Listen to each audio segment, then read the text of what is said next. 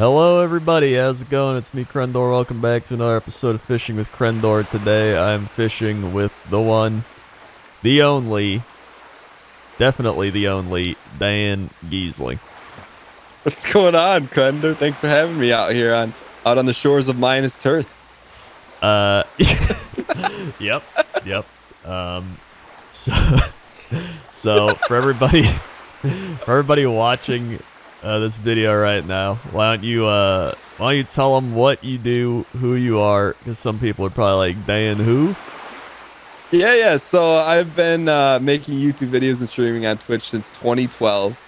And really, to hit you with the first grade vernacular, I focus on creating clean, positive gaming entertainment. So basically, a place where you can tune in and watch a show where you're not going to get salted or angry, but in the face of adversity, we try to have fun and learn from it, and just laugh when bad things go wrong, as opposed to take stuff too serious.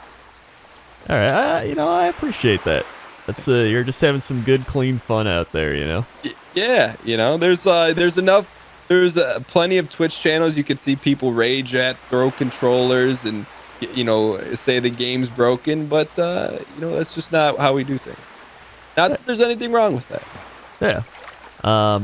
And you were on Big Brother, right? I always hear people mention the Big Brother, but as somebody who watched Big Brother, I think twice, I have no idea about anything Big Brother related. Yeah, you saved yourself a lot of questionable television, a lot of time. But essentially, the concept is it's exactly like Survivor. You put a group of people instead of on an island, you put them in a house, and they vote each other out. And at the end, whoever is the last one standing wins a couple gold coins, and the rest is history. Were you the last one standing? I played twice, and the first time I was the last one standing, and the second time I was also one of the last two people standing, but the other orcs did not vote for me to win. So. Sad. They didn't want to have good, clean fun. That's one way to put it.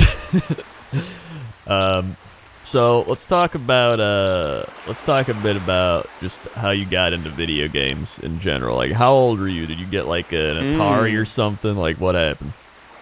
Yeah, so I was pretty fortunate that my dad was really into tech stuff. He worked with computers. This is the early 80s. So I grew up always around a computer. But I'd say my first experience was with the NES. But you're talking early 80s. To have a computer was like extremely rare. But I grew up with the Nintendo, and like subsequently, like next to the Nintendo, it was like I was experiencing computer games with my dad and NES games with my dad. And I think like some of my earliest computer memories were like playing the graphic adventure game Space Quest 1 with my dad, like sitting on his lap and figuring it out. And I had to be like, I don't know, 3 or 4 years old. Space Quest 1. Yeah. It's a Sierra adventure game where you play the role of a space janitor. Oh. And yeah, it's like a kind of comedy, but I was really into it as a kid. I know Sierra actually made quite a few games that I think about. Because I remember I played Empire Earth and all that. They would always have the Sierra thing pop up. So, but I don't know how many games Sierra. I think they like publish games. I have no idea.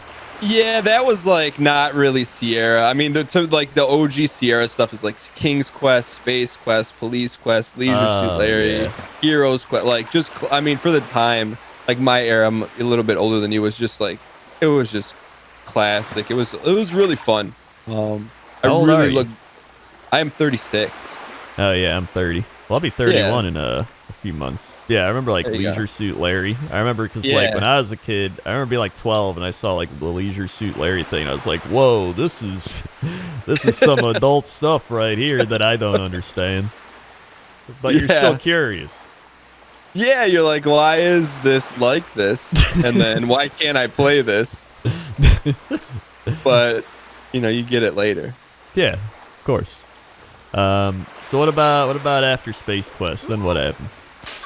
So like I said, it's for me. There's just so many firsts that I think at the time I knew was pretty unique, because it's not like kids at school were having these experiences, but we had like a 900 baud modem in our house.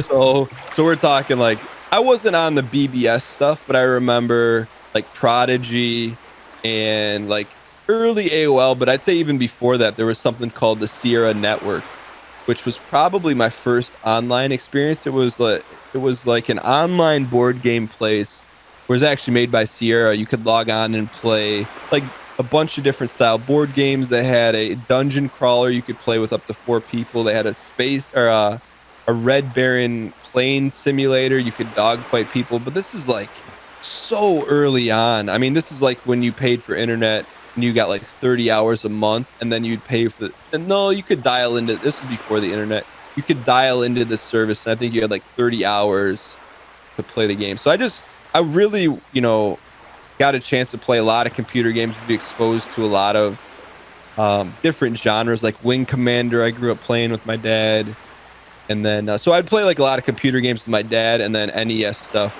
either by myself or with my sister growing up. Is this before the AOL discs? Yeah, AOL came. I feel like AOL came later. The timeline's a little fuzzy, but I feel like when AOL started to come around, it was not accepted, but it was definitely, people had heard of AOL. Like we were doing stuff like Prodigy and the Sierra Network, where like no one knew what that stuff was in my neighborhood. I mean, I still don't know what it is. Yeah, I mean, there's some old YouTube videos of it, but it's like, I guess it's very unique. There's nothing I could compare it to today, I guess. I don't know. I know at the AOL disc, my grandpa used to like pick them up and like just try to build stuff out of them and like hang them in his yard as like wind chimes. Just like randomly, I don't know. Yeah. What was like the first like game system that you started to have, like, like that was your own kind of, right? Because like, you have like you play on your parents' like PC, and then maybe it's like was the NES like officially yours, or is it like the family NES? Yeah, so I have an older sister, so it was both of ours. But I feel like early on, if I had to guess, I would say maybe 5 or 6. My dad would build computers, and he had one, and then he built one for me and my sister. So I kind of consider that maybe it, and I think it was an Atari ST. I don't know if he built it, but I remember having an Atari S. I played on the Atari ST, and he built like a 15 megahertz. It had like so back in the day, the old PC cases used to have a turbo button on it, and it had a LCD on the outside, so you could actually turn your processor. It went from like 15 hertz to like 25 hertz if you hit the turbo button. So I think I had the Atari ST, which had like a Windows style interface, like a mouse and things you could click on, and he had the PC. Huh. Was it like what did what the turbo button actually did? It sounds like it's like, oh, we're gonna overheat the computer now. Go to turbo mode. I think we always just left it on, but I would always push it. But I guess in theory, it controlled how fast the processor could run. Yeah, I guess that makes sense. It does. Yeah. I feel like the only downside wouldn't be like it would get too hot, but I mean, I don't know how the computers work. I can see that clear as day. I think it was like 10 megahertz and 25 megahertz versus what are the processors now? I don't even know. You got gigahertz, right? Yeah. Yeah. Is it or like 10? Oh, it's megahertz. Listen, I have no idea. Yeah. I just hold on. Now I'm curious. It's new i7 processor. It's is it? I'm pretty sure it's gigahertz, right? Yeah. So I mean, we're talking from megahertz, 10 megahertz to 5 gigahertz is. Yeah. Plus they have multiple cores now, so you have like different cores like working on different shit. So it's they're a lot better. Yeah. So what about like Super Nintendo? You get a Super Nintendo? So I had a weird relationship with systems growing up. So I had the NES. We always had that. And then whenever something... Sorry to interrupt you. I thought you'd be like, I had a weird relationship with Super Nintendo. So like, no. Oh, God. But it was kind of weird. Like, so we would go... I wouldn't say weird, different. We would go to these things called computer shows where you'd go and you'd buy games and like you'd resell stuff and you'd see like the latest computer games and get like shareware disc. But anyway, so... whenever something new would come out, we would get it, fortunate. Like So like things like TurboGrafx, and then we'd have it for like a month and be like, this isn't very good. And then we would sell it at a one of these trade shows. So I would get like Genesis when it came out, and then we'd be like, this was good for a couple months, then we'd sell it, and we, meaning my dad, and we get like Super Nintendo. So I kind of like jumped around a bit. So I missed a lot out, like, but during that time too, like the majority of the games I was playing on console, I'd say were some of the classics. Like I'd say I played the most classics on NES, but when it got to the 16-bit era, I was playing way more computer games than console games. I see. So did you play a lot of like old school Blizzard games then, since you were on the PC? I played original Warcraft, and I played. That's the earliest one I remember playing. And I think I played that Viking game. I don't know if that's a Blizzard game or not. Yeah, the like 3 Vikings or whatever. Yeah. So we got like a lot of those games, and there was, it may be hard to imagine, but you know how like there was Blockbuster, you could rent, video games back then, and where I grew up, there's probably like 2 or 3 within a 45-minute driving radius. You could rent PC games. Oh, wow. But you could also just like install them on your computer. So by renting them, you could just install them and play them, sometimes, and sometimes, maybe you would not make illegal floppy copies and play them. But so I just had a ton of PC games available as a kid, and even computer games. Did you ever play like RTS, like Age of Empires and Empire Earth and all those? No, so that's kind of like a divergent point for me. I played Warcraft 1 and Warcraft 2, and I got StarCraft, and that's when I started to get uninterested in RTS games. But I really was in FPS games as a kid. We played Wolfenstein and Heretic and Hexen, which are like early, iterations Doom. But one of the coolest things I remember doing as a kid, whenever Doom came out, my dad was able to set it up. He had a friend at work, so they would deathmatch through the modem, and I don't know how he did it, but he would deathmatch his friend from work through the modem, and me and my dad were linked up on 2 computers, so it was like a 1v1v1 Doom deathmatch over modem. It was pretty. I mean, like, to think about doing that now, like the hoops you have to jump through to do that. And I can't remember if it was Doom or Heretic or Hexen, but one of those games. And I know we did it for Quake for sure, but I'm pretty sure it might have been, for sure it was Hexen, because Hexen was like a medieval kind of Doom where you had this weapon, you could turn people into chickens. Wow. But I did a lot of that. That kind of stuff was a lot of good memories, like early days that I can remember. Do you have any like favorite memories from like those FPS games? That, and then like when Duke Nukem came out, I was able to download like custom levels.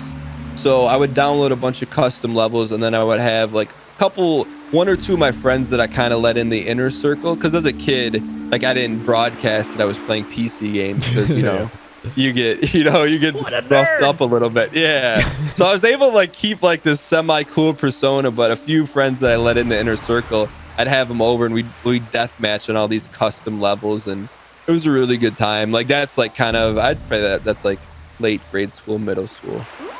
Yeah, because coming to think of it, I feel like even I didn't have a computer until I was like maybe 11 or 12, and that would be like 2000. So like even the 90s, nobody really had like PCs, or like maybe one friend would have it or something. Yeah, and like I had a PC or like a computer. It wasn't always a PC. It was Atari ST through the 80s. So like growing up around a computer, for me, like that's kind of how I was able to read, and I could always like, I remember going into like second grade school computer class, and they have the Apple IICs or Apple IIs that people would be doing number crunchers and that stuff. And like, I could already fully type, and people would look at me like, what are you doing? Like, how do you know how to do this? And I just was quiet and didn't say anything. But dude, I remember in grade school, now you bring that up, they had like that educational like entertainment games or whatever. You ever play well, they had like the Apple IIs, I think. They had like what do you call it, Oregon Trail on them. Yeah, they had like there was some other ones I can't remember, but I remember playing them. I was just thinking about, this is later, but in middle school, we had apples, and there's this kid next to me. One of my classes, we were supposed to be doing typing, and it was an apple, and his name was George, and I taught George how to make the Apple computer speak, but you would type.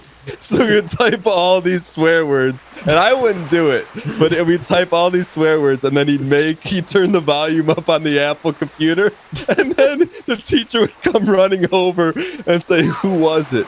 And then back then we learned how to like control whatever, copy and exit out. So he would run around to see who was doing it, but we were quick enough with the shortcuts that he could never catch us. That sounds like typical kids. Yeah. So.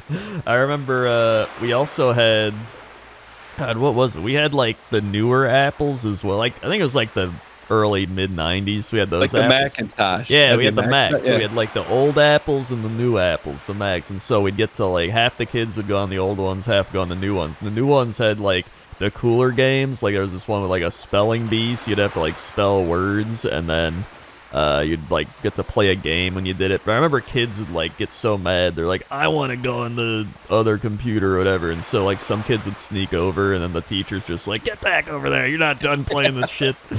Is that was like one of my first things with computers, is just seeing those, seeing all those games and stuff on the old Macs and Apples. Yeah. Sorry, I'm just laughing at your minion. Just. If someone's listening to this audio only, they're gonna wonder what the heck is going on, either at my house or your house with that noise. Oh yeah, she's just it's the succubus ass smack. It's a classic. So when did you ever like? I guess it's back. Like, when did you start like getting into like World of Warcraft? Like, not because you said you played Warcraft 1. And he said did you play Warcraft 2? I did. So when did you play WoW? Did you play when it came out, or like did you not really care when it came out and you're just like, whatever?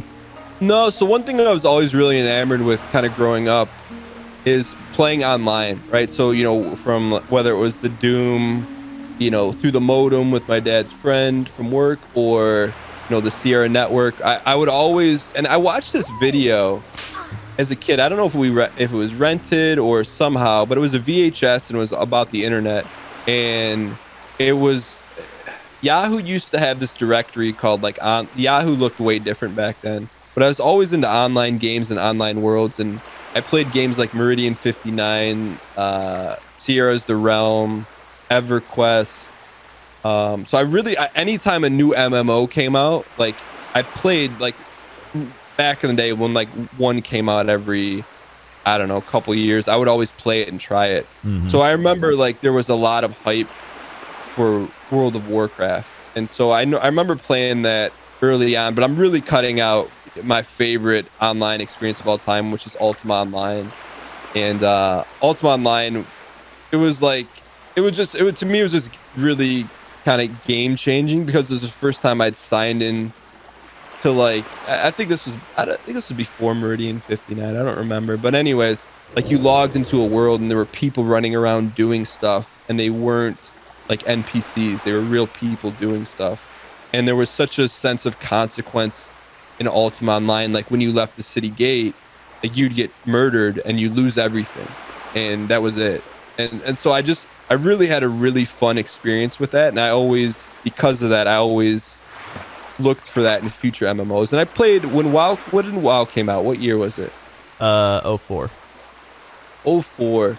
So I think I played 04. I remember playing a classic through vanilla, through the Burning Crusade, and then after that I stopped. That might have been my senior year in college. I was a freshman in high school when WoW came out, and you're like 5, so you'd probably be a freshman.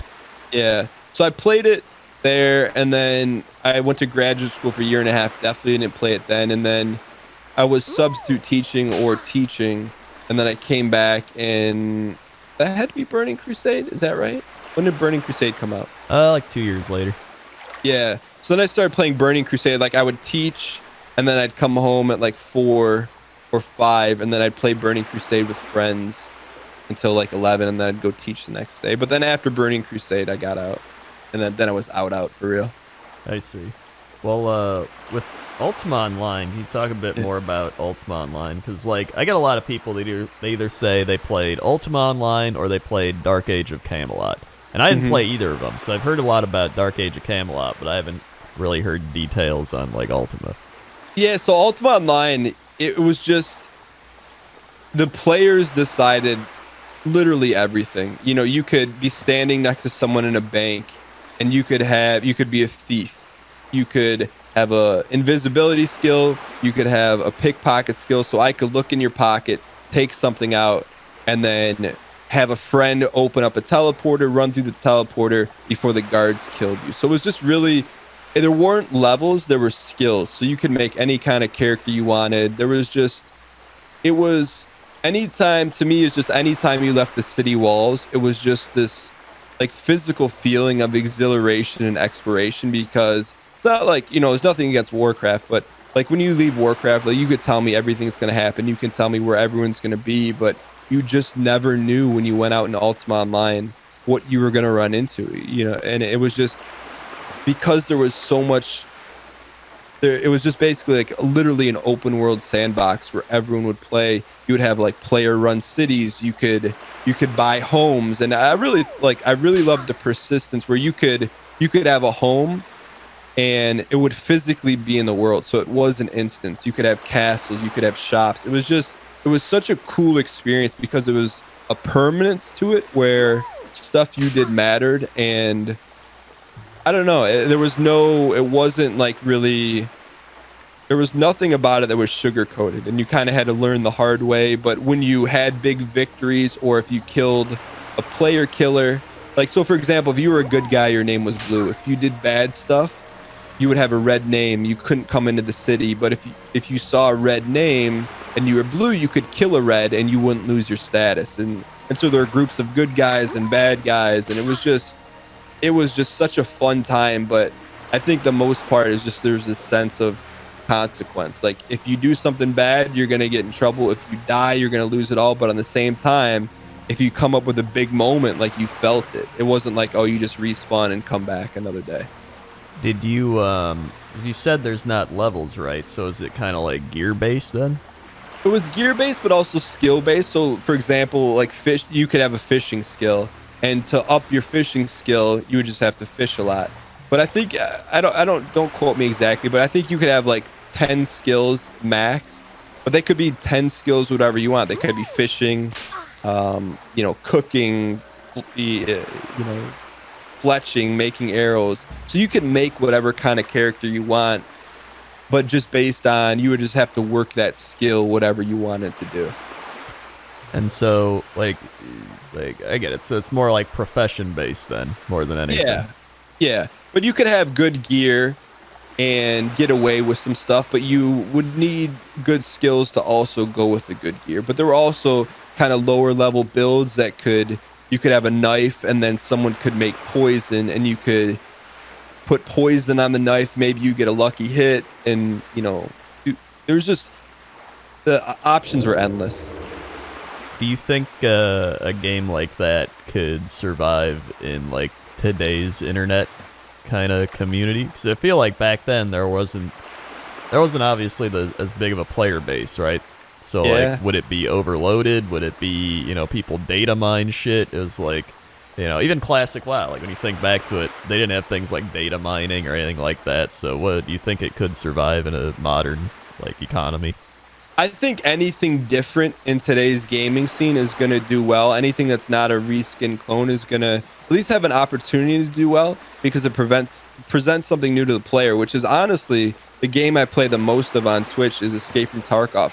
And the reason I like it is not because it's a military sim or a really detailed into guns, because I could really care less. It's just Tarkov is the first game that in modern history, for me, modern history meaning like the past 10 years, that has been able to capture when you die, you lose everything. And the same time, when you get a good kill, you get to keep all the person's stuff. So it's really, and I'm sure there's some games I've missed, but to have that sort of loot permanence and consequence where you can't turn it off, right? So like some games have tried to do that, where you could have, you could turn the PvP flag off, or there's a lot of safe areas, or there's only some areas you can fight. But I really think, and I'm super biased, I think a game like that, like an MMO with like lawlessness, or but player-based laws and giving control to players, I think it could do well because there's just nothing really out there like it. Yeah, and I think a lot of games even try to do it, but they just don't really do it well, or the game itself just is kind of not a good game. Yeah, and I think some companies or some games try to do it, and then there's a lot of pushback because people don't. I mean, it's not. People may consider it griefing. Like, to me, griefing is like someone doing something to you just for the sake of doing something, to be annoying or trolly. But if something's difficult in a game, or there's like a pain in losing everything, I think it hits people pretty hard because people get really connected to stuff. And I think sometimes you see companies maybe start out with that intention and then get a severe pushback from the player base, and then they'll alter it to make it, appeal to more people.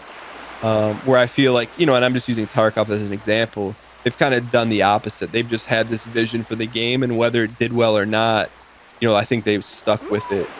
And I think you've seen a lot of people gravitate towards it because it is different than a lot of really everything else that's out there. Yeah, and I think, especially with being different, there's so many games nowadays that just kind of copy each other because it's the safe thing to do. But when you do make that different game, it kind of creates an entire genre, kind of like how like there was the battle royale genre, or the like Minecraft coming out. Like, there's always that game that kind of starts an entire wave of new games. Yeah, and even WoW, like WoW, I mean, you could say they perfected and made it more, more easily accessible than Everquest, because Everquest, I don't know if you played it, was really, really difficult and unforgiving, but it was a similar theme to WoW, where, like there's not a ton of consequence and stuff like that. But like then you'd have games that copied WoW, right? What was the space game that copied Windstar? What was that name? WildStar, yeah. WildStar. It was like literally just a space. You had a lot of WoW clones. So I give WoW a lot of credit. I think WoW really, pushed open the door to more mainstream gaming, because people love this game because it's easily accessible, and made kind of like an online world not so, I guess, I don't want to say bizarre, but it's foreign to people as maybe it had been prior to this. Yeah, and I think like, speaking of like that, I remember I've interviewed like WoW devs that actually worked on the game back then. A lot of them did play EverQuest, and they were like, so from playing EverQuest, they were like, we knew what we liked about it and what we didn't like about it. And we were like, well, we want to make sure like this is like not like a casual experience, but kind of like an easily accessible, like you were saying, experience. So even if you had a bad computer, right, you could still play WoW because the graphics aren't crazy or anything. Yeah. And I remember like playing EverQuest, and it was kind of like, I would say it's like hardcore WoW. Hardcore WoW is like you would die and you lose a bunch of stuff, to an NPC or like to death. But it was like the game loop was very similar. It was just a lot more difficult. Mm-hmm. But I think the other thing that's kind of interesting too is like a game like EVE Online is still around. And while it's, some people call it a spreadsheet simulator or whatnot, the consequence is still there, right? Like you can lose everything and gain everything, whether or not the subject matter or the gameplay appeals to you. That's another game that's kind of stood the test of time, that has that mechanic into it. And I always kind of, when I see RuneScape is still pretty popular, and I've tried it once, like in the past 6 months, I think it has elements of that. But it's always sad to me because I always felt like, because Ultima Online got caught up in some licensing stuff and, kind of got buried and changed a lot. But I felt like Ultima Online could have been like RuneScape is now, if in the right environment and company and stuff like that. Because it was such a, I think people would love it, but it's not people. I think RuneScape was, people's Ultima Online, because it must have been more easily accessible or something. But it's essentially very similar. Yeah, I think actually something like that happened with Star Wars Galaxies. I don't know if you played that. I didn't play that, but Mathis said that was like Mathis's Ultima Online. He said it was very similar. A lot of consequence, player-run cities. You could have like essentially real estate in the game. Yeah, I remember because I played classic WoW, or vanilla WoW, I guess, whatever, back then, and I remember I got to like level 40, and then a lot of my friends were like, yo, we're playing Star Wars Galaxies, and so we all started hopping over there, and it was very much like that. Like, you could like speed bikes, you'd have a house, you could like put shit in your house, like everybody... And like people could come by and find your house, right? It wasn't like go to an instance or... Yeah, so like everyone could come over to your house. There's so many planets too, so you could like go to different planets, and like it was really neat. And then they like did some patches that kind of ruined everything, and you know, people quit. Yeah, that's ultimately what I mean. That's what ultimately happened to Ultima Online, and that's when I stopped playing. Is what they did is they ended up splitting the world into two, where there was a place where you could PvP, and then there was a place where there was no PvP, and that really, I think, hurt the game a lot. Even to this day, you'll talk to Ultima Online people and be like, "Hey, did you play pre-Trammel?" And Trammel was what, like, you know, killed everything. I think I actually always liked the fact that I kind of grew up when I did, because I feel like if I was a kid now, there's so much, right? And it feels like you're kind of forced into certain things. Like, oh, you gotta play Fortnite, you gotta play Minecraft. But like, I feel like back when we were playing games, like maybe prior to WoW, when everyone played WoW, it was kind of like there's so many like different games, and you know, there wasn't DLC or pay to win or anything. It was just like you bought the game and you play it, or you play it with your friends. Yeah. No, and for me, it reminds me of like we'd go to it was whatever it was before Comp USA. I think it's called Soft Warehouse. Oh yeah. And sometimes you would just go and look at boxes, and that would be like, all right, you got to make the call based off box art and the description on the back, and maybe you trust the publisher because they made other good games. It wasn't, you know, and if you picked a bad game, it was gonna be a couple months. So I know. I still have all my boxes of every computer game I bought, just because I love the boxes. I think they're really cool. And you got like the manuals in them, and they gave you like real manuals. Like some of them had like 100 pages and shit. Yeah. The only one that I've kept is the Ultima Online one, but you know, for obvious reasons. No, I got like Age of Empires. They gave you like spreadsheets of like all the unit counters, and like I remember one RTS game I bought, literally like a 200-page book of like a manual. It wasn't even a manual. It was like a strategy guide. That just came with the game, right? Yeah, it just came with the game.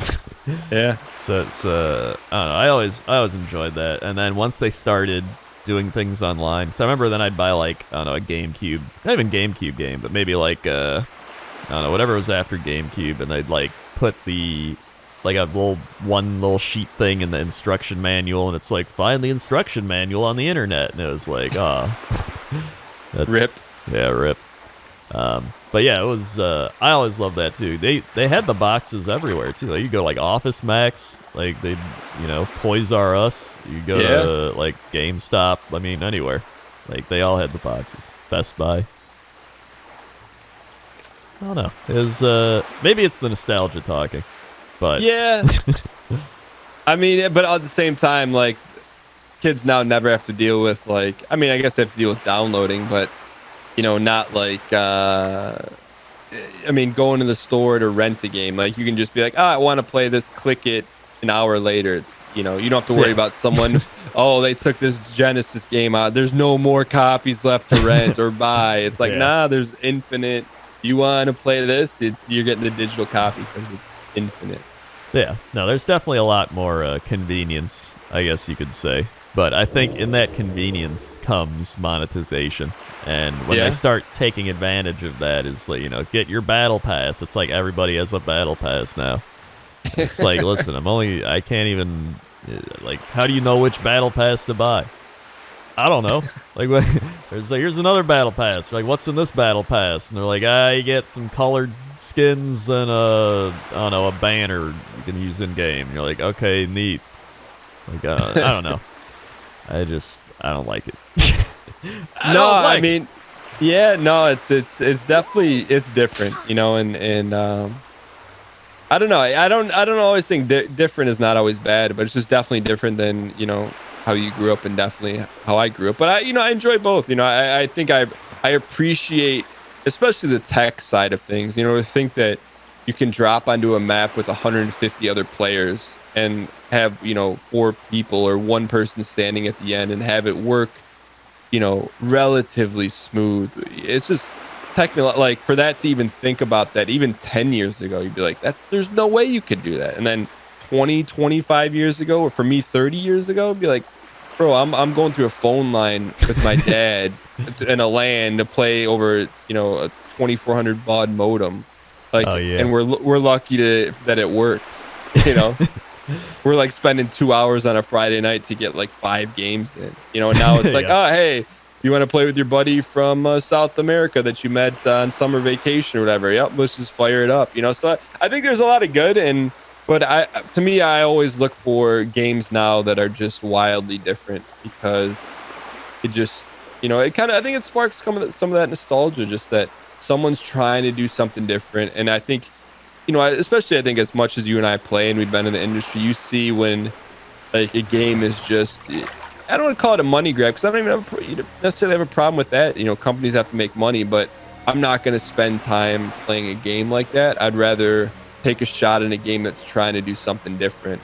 Yeah. Well, it's like they're trying to be safe, right? It's like making another Marvel movie, right? It's like they know what they're gonna get. You're not gonna get like the greatest movie of all time. It's not gonna be bad. It's gonna be like, most people be like, hey, it's like a 7 or 8 out of 10. I enjoyed it, and then they continue to do it. And it's there's nothing risky or anything, but they know it's gonna work. I'm not gonna give you my hot take on Infinity Snore, and if there's 3 or 4 different people that play the character, I'm out. I don't know. I like for me, the first Spider-Man and stuff was cool, but I don't know. I'm the same way with movies. Like, give me something different. Give me like I'm trying to think of the movies from the Key and Peele dude. Like, he's trying to do different stuff. Just give me different stuff. And if it's bad, it's bad, but at least it's someone trying to do something different. So I'm not really into any of the Marvel stuff for that reason. It's just kind of samey for me. No, I definitely feel that. I'm not a big Marvel person. I'm one of the people, like, I'll go to a theater to see a Marvel movie, mainly because I want to eat popcorn and like have a sody pop and be like, wowee, I'm at the movie theater. But like, I never actually watch the movies at home because I'm like, I don't want to watch it. So, I don't know. I wanted to get your opinion on online experiences, because here's an example. So when I first started playing an online game, I think the first game I ever played online was Empire Earth, which was like Age of Empires but a little advanced. And I remember playing with like these people from all over the world, and this one dude, he was this German guy, and they had a forum. So we went on the forum, we were all talking, so we all played like the Middle Ages, and he's like, here I am. And he posted a picture of himself, and it was him surrounded by beer bottles with his like shitty computer, like posting on the forum with a thumbs up. And I remember, how old were you? I was like 11 or 12, probably 12. And so I was just like, yo, what the shit? Like, this like blows your mind, right? You're a kid, all you know is like everybody around you. Now they're like, here's some German dude at his computer surrounded by like beer bottles. So like, do you have any like memories of people you met online that kind of stand out? Yeah, and it took me a millisecond to remember one of the person's name and to see if I could find the old website. So the first online game I really got into was called The Realm, and it was by Sierra. And there was like, I remember a bunch of playing that game, and essentially what it was kind of just like it looked like a Sierra adventure game. But you could basically, it was just kind of like a D&D game. And there were a lot of people there. And if this was 97, I was 13. But there were a lot of, like, this dude, he made this website called Jareth's Realm Info Stand. And he essentially cataloged everything in the game. I think he was a college student from Northwestern. There was a couple guys I played with. And I mean, I'm like 13. One was like a university student at the University of Georgia.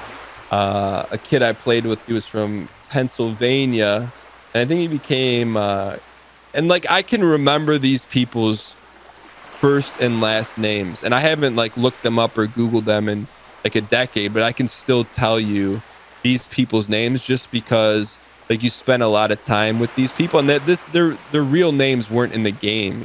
This guy's name was Jareth in the game, and I think the other guy's name was like Sinbad, but you just got to know these people. And so I never like it never got really weird for me. And I was trying to think if I ever had like a really bad experience or anything like that. I never had anything weird happen or, people being rude or like stuff like I would worry about kids now signing on and like getting into a fight and then losing and you hear like just horrible stuff said to one another. I Mm-hmm. just never experienced that. I think because it was so early on and the games I played, it was just like a community. And so Yeah. like if you were a jerk to someone, then you just that person I don't like you just didn't run into that. Or if you did, I just remember I don't know. I just never remember having those even questions like, oh, this person sent me an inappropriate message. And I don't know why that is. It just was.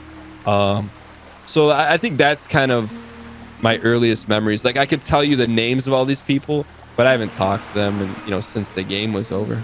Yeah, no, I have like very similar experiences with Empire Earth. Like it was like you said, it's like a community, and it gave that sense of like, like you play like pickup games of like basketball with people. Like we'd all be online, and then it'd be different people on, but from a big group of people, be like, oh, grab everybody, join in the room. Like all right, then you'd like pick your teams, you play against each other, and then people'd come and leave. But it was like like maybe like 20, 30 people, and then you'd only have 8 in a lobby, so some people would be waiting, and you'd be like, I want this guy on my team, I know. So it's like you did make that community, and I think that's what was so cool about it. And like you said, like nobody ever like said hateful messages or anything, and if they did, they would just like get rid of them, or like and it wouldn't even be that often. It'd be like maybe once every like couple of months someone would say something bad, or like it wasn't like it is now.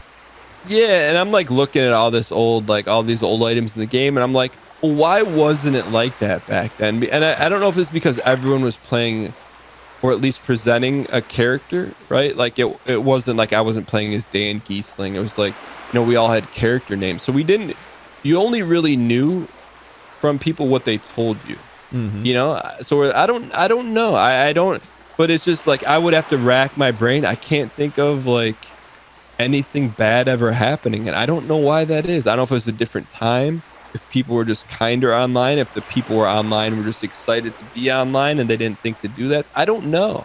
But it just wasn't like that back then. And I'm not trying to be like nostalgic and like rose glassed about it, but I just don't remember any of that. Yeah, well, I think part of it is kind of that it was more of a tight knit community, because when it is more of a tight knit community, I think people know each other more.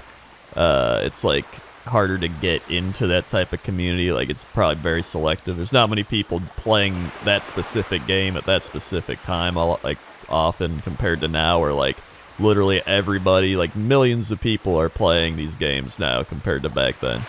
So it's. And every game had their own little community, but like it's it was at an age where it was like maybe dial-up and cable internet were on the verge of each other. So like some people still had dial-up, some still had cable. So like it wasn't that easy to get online, and most people didn't even care about going online. Like I just want to check my email if I go online or something like that. So it's I don't know. Like I said, I'm happy I grew up when I did.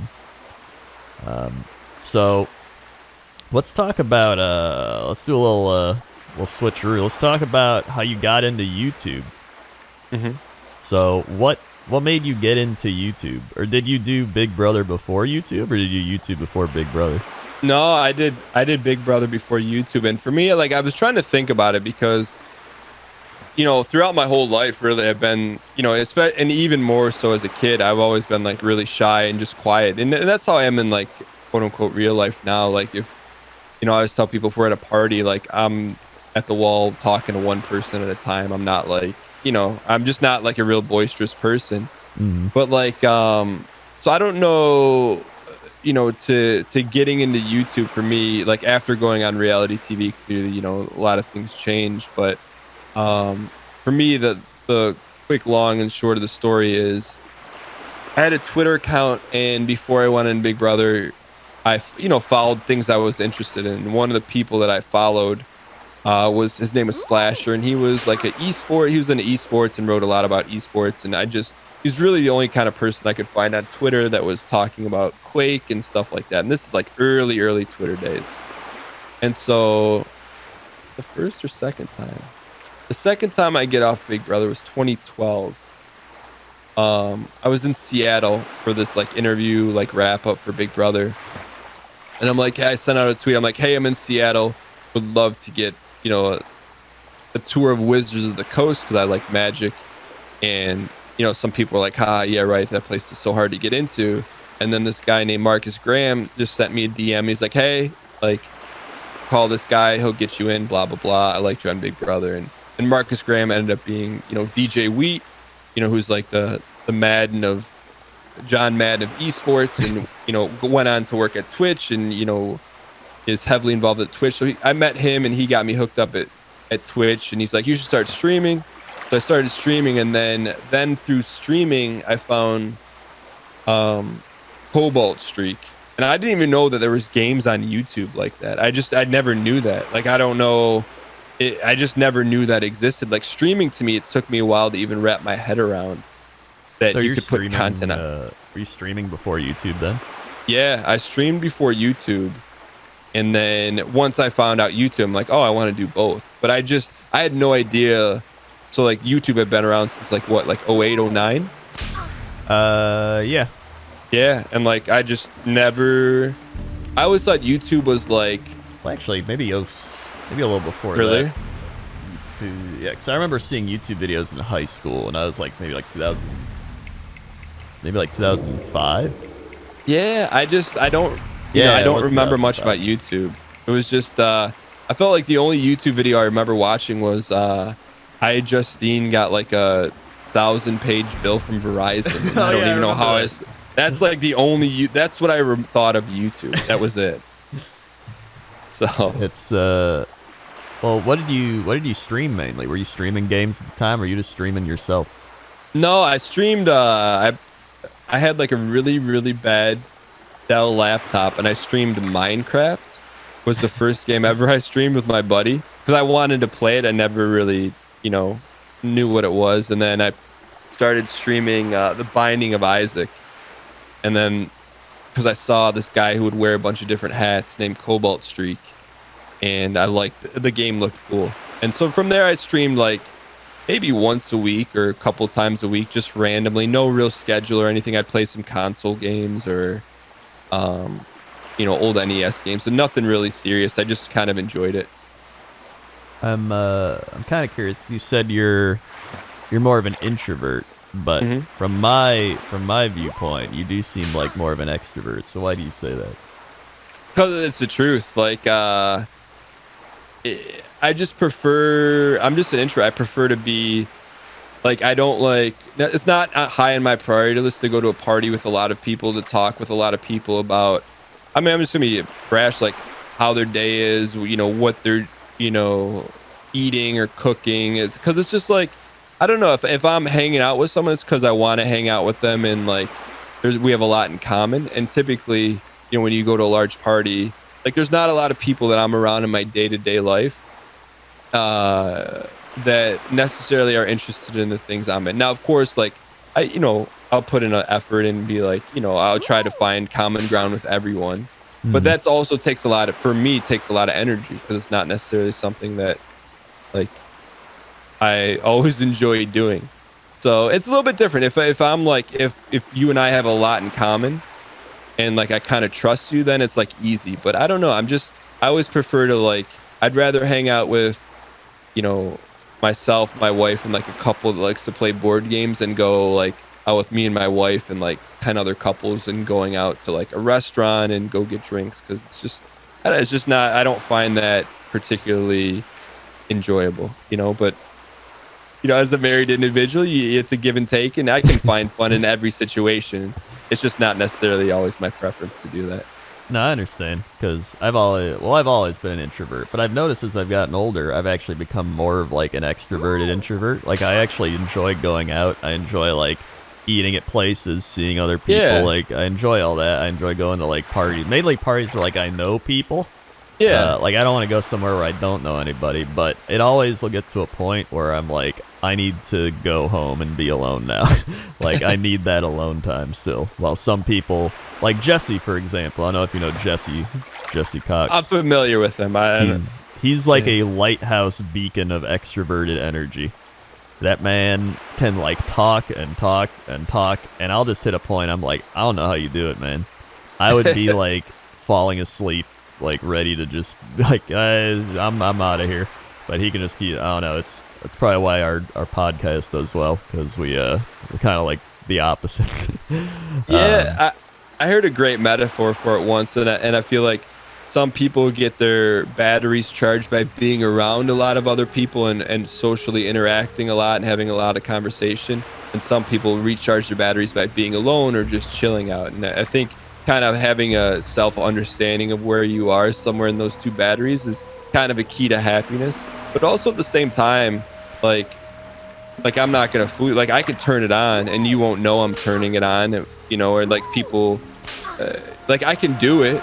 You know, it just takes a lot of energy and I have to be highly motivated to do it, you know, but it's just not my preference to do that, especially as I like value my time a lot more, as, you know, I have 2 kids and, you know, I have a lot of things I like to do. So it's like to eat time and then burn energy to, you know, socialize with a lot of people that you may know on an acquaintance level, like, is like, it's not really what I want to be doing. Time is money, friend. I mean, not just that, but time is just like, you only got so much, right? Yeah. You know? Well, it's the goblins in WoW always say that. They're like, time is money, friend. But it's true. Like, time in itself is a currency. Like, if you're getting, you know, if you have time to spend with people and do things you want to do, that in itself can be valuable, more valuable than money on some occasions.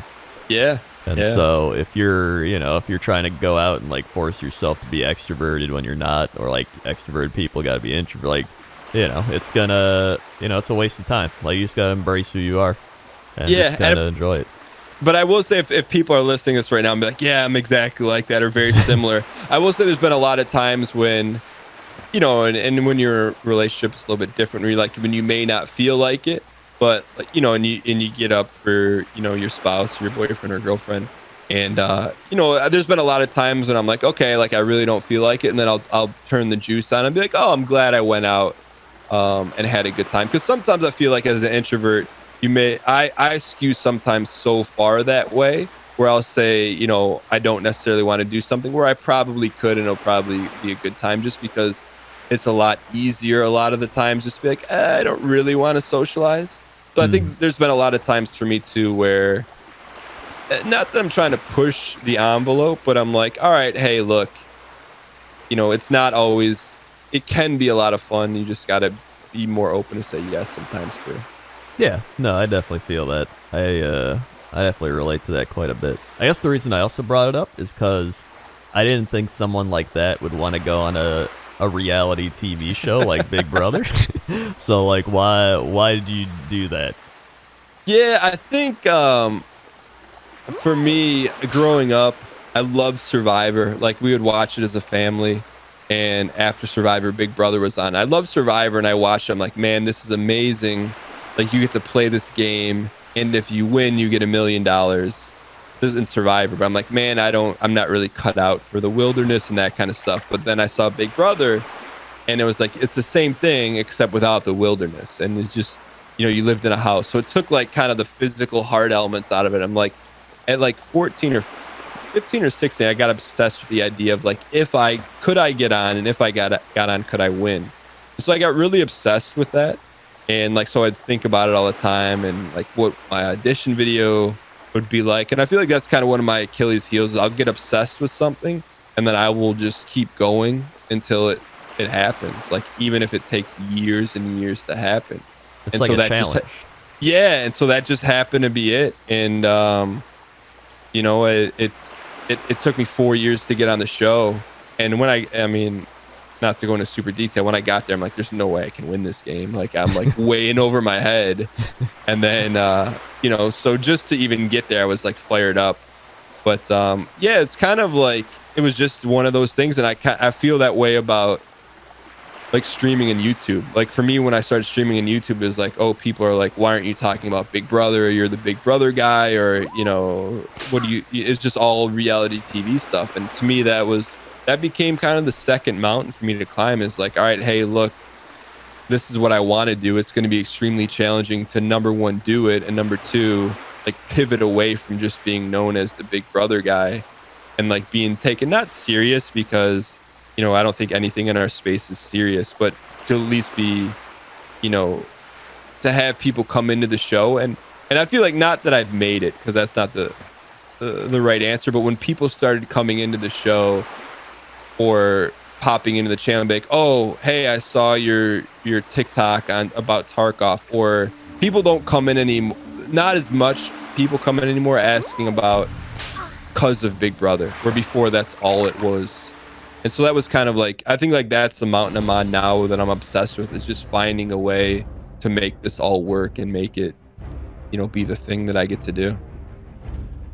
I got disconnected as you gave that amazing speech. It's all good. Hold on. Well, I'm still recording. Don't worry.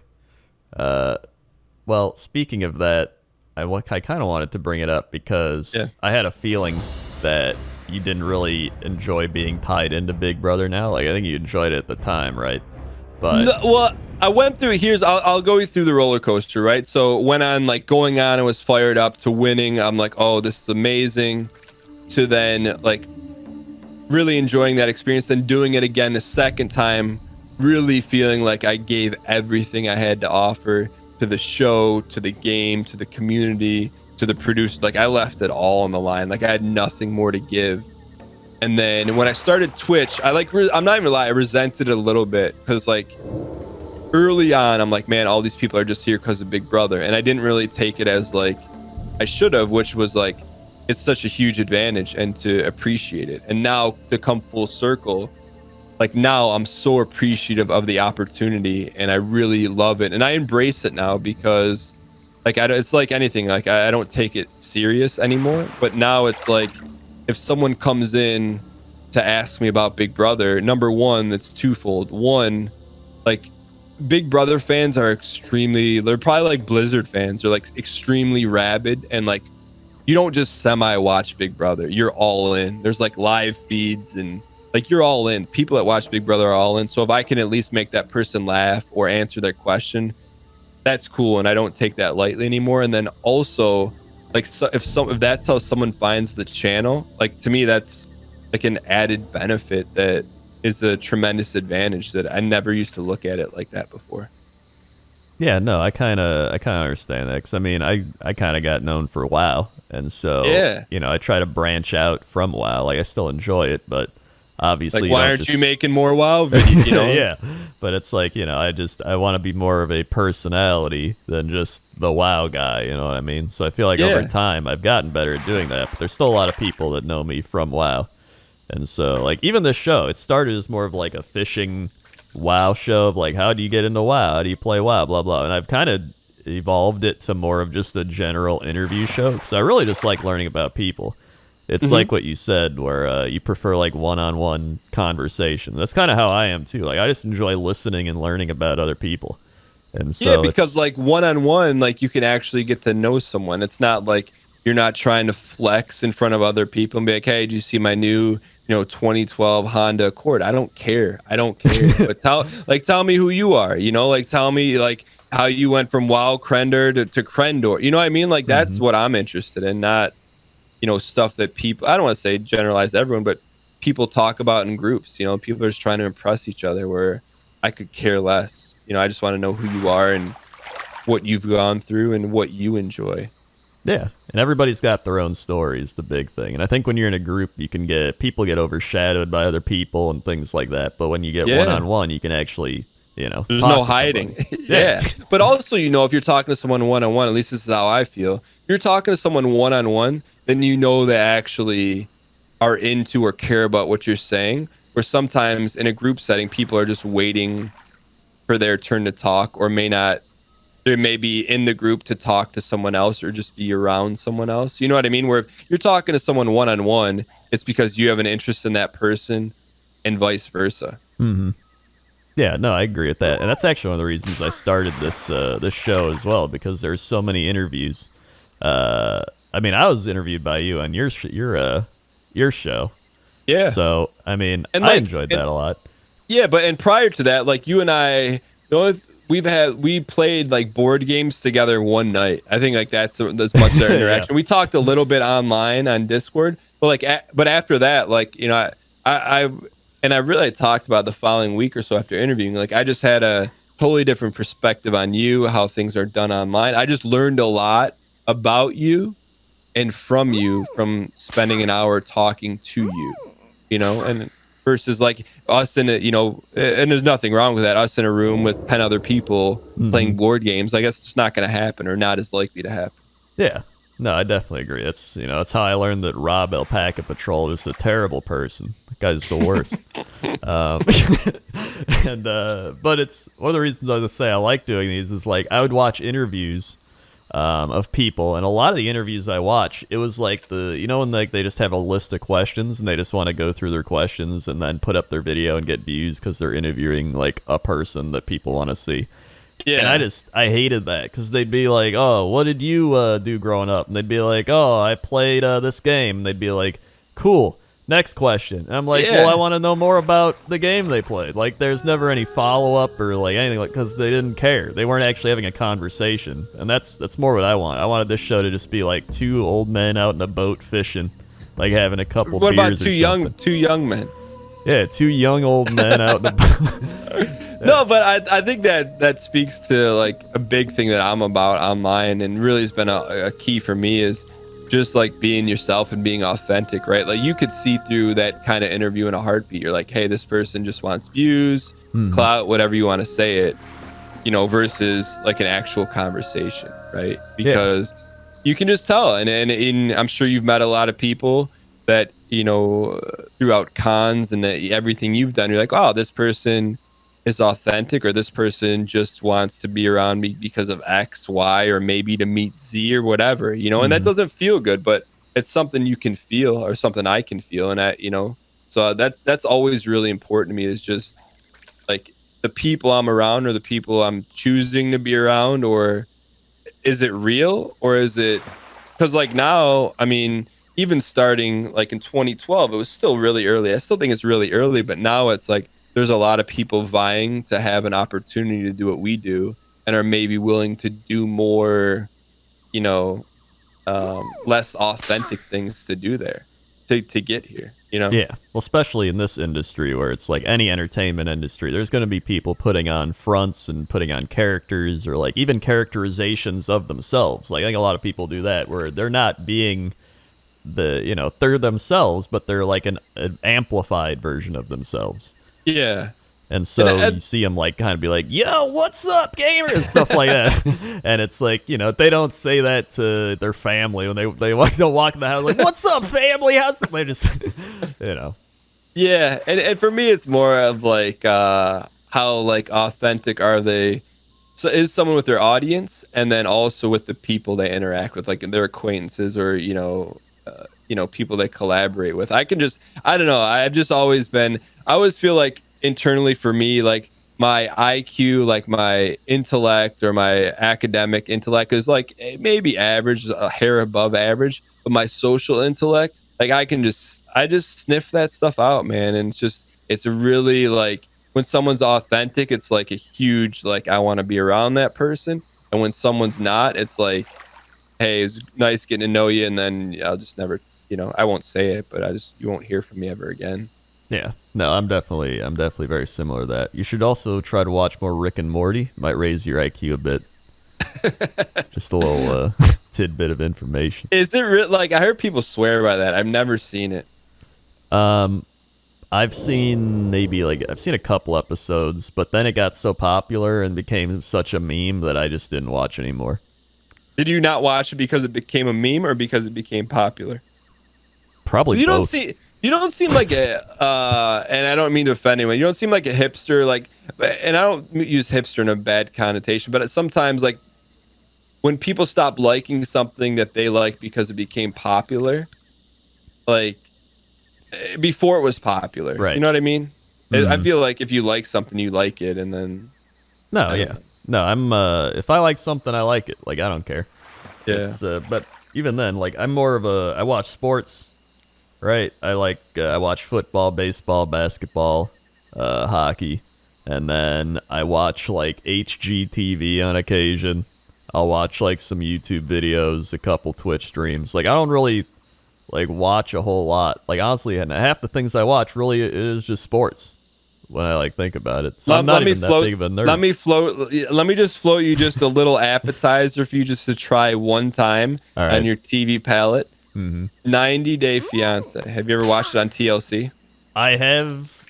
I don't know if I've watched a full episode. I have been on TLC. I've seen the what do you call it? The pimple popper, the doctor, the like I'm addicted to eating like dryer Flint and shit. No, 90 Day Fiance. You got to give me one full episode. All right. I'll give you a full episode. It's the greatest turn your brain off TV in the world, and it's real. And the quick context is there's someone in the U.S. who's marrying someone outside the U.S., and they're on a 90-day visa, and they have to get married in 90 days. And how the people meet and what they go through in these 90 days is just unbelievable. The different stories you'll see. When you're saying it's real, is it like real, or is it like no, it's real, 50% real? No, it's real. You know, and like you'll see people like be in love from different countries, and they'll speak through a translator that through a translator app, and then you'll see people who be like, does this person really like this person, or you know, is there something else going on? So it's really captivating because I think it's something that happens all the time, and I never would have thought it could be that interesting, but it's very interesting. That's like TLC. Well, TLC's got a lot. Like I remember I'd watch My Strange Addiction, and sometimes they'd be like, "Oh, I'm addicted to like smelling mothballs or something." And you're like, "Okay, like are they though, or is this just made up so they can get on TV?" But then there'd be like somebody that's like, "I've ate bleach since I was like 5 years old," and then you're like, "What?" And their like teeth are falling out. They like go to a dentist, and you're like, "I mean, I guess it's real because they're like getting dental work." It's like, are you sure it's bleach and not something else? Well, it's like that rhymes with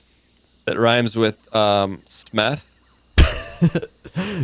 It's you never know, but listen, it's like I believe like half the stuff I see on there. Like I'm like, all right, that seems pretty believable, and some of the other stuff I'm like, this looks like they could be just taking a read. Like like Mari and like Jerry Springer and all. What was the one where like they'd be like, this woman's afraid of pickles, and she'd come out and be like, I hate pickles, and they like bring out a guy dressed as a pickle with a jar of pickle and say like chase her around. She's like, like I don't know if she's really afraid of them or not, but no, I assure you, 90 days is very real.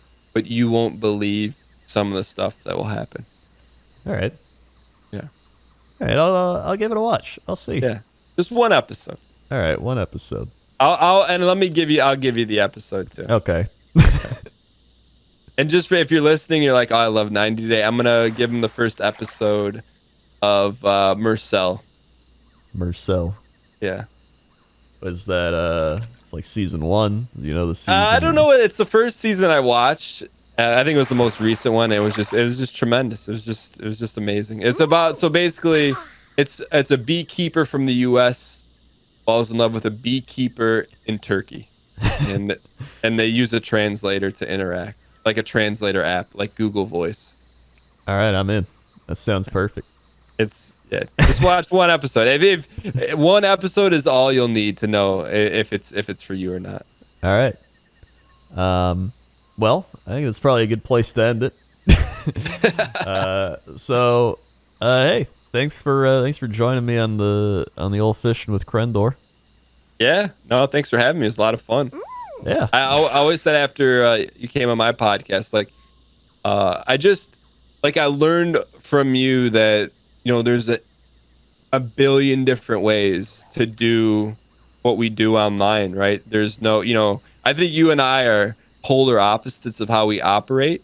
And, like from content to non-content, from schedule to no schedule.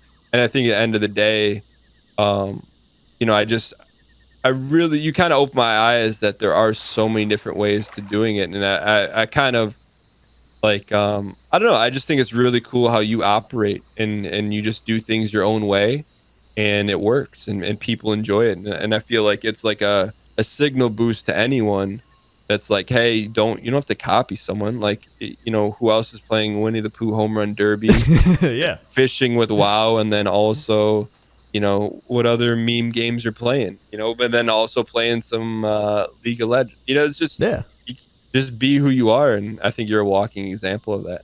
Yeah. I mean, like, you know, everybody's got a different batting stance, but as long as you can hit the ball, that's all that matters. That's right. You're not wrong. So where can people find you if they want to see the Dan Gheesling? Yeah, twitch.tv/Dan Gheesling.